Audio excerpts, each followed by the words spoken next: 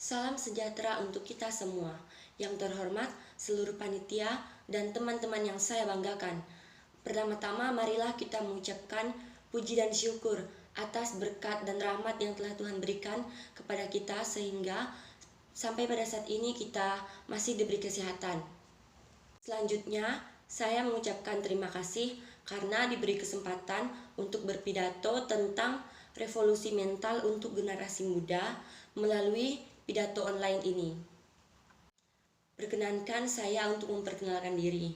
Nama saya Luciana Janete Mary, program studi S1 Manajemen Pagi, asal Universitas Widya Dharma Pontianak, dengan nomor pokok mahasiswa 20508700. Masa remaja memang merupakan masa yang sangat penuh drama. Mengapa saya mengatakan dengan demikian?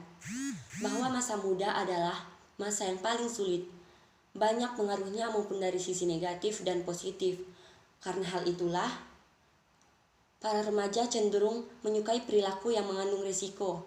Sebagai contoh nyatanya saja, dalam kehidupan, remaja saat ini lebih patuh pada handphone dan televisi ketimbang kepada orang tua mereka.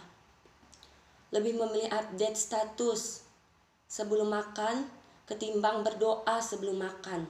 Lebih lucunya lagi, remaja sekarang ini lebih suka menceritakan masalah hidupnya melalui status Instagram dan status WhatsApp, sehingga mereka lupa bahwa media sosial yang sesungguhnya itu untuk menaruhkan hal-hal positif, bukan malah membagi cerita masalah hidup kita.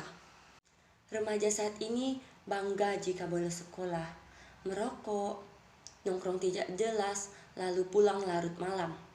Padahal ada orang tua yang tak hentinya menasihati dan mencemaskan mereka di rumah. Minta uang ke orang tua, katanya untuk bayar SPP. Tapi malah dipakai untuk hura-hura, mengikuti zaman, membeli barang fashion ala-ala selebritis zaman masa kini.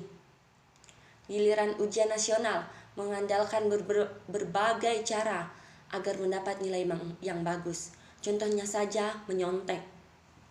Giliran udah dengar kelulusan, malah konvoi di jalanan, bahkan sampai ada yang terjadi kecelakaan.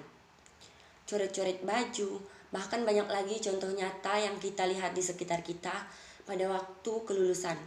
Seakan-akan mereka sudah sangat puas dengan hasil ujiannya. Padahal, apa yang mau dibanggakan? Ujian saja mau nyontek, bahkan asal isi. Beginikah calon generasi bangsa ini selanjutnya? Rasanya generasi muda dengan akhlak mulia itu cuma sebatas mitos. Teman-temanku, saat ini generasi muda kita sangat jauh dari apa yang diharapkan. Karakter bangsa sudah luntur digilas waktu. Pondasi yang dibangun dengan kokoh oleh para pejuang bangsa zaman dahulu kini telah diruntuhkan oleh anak bangsa sekarang.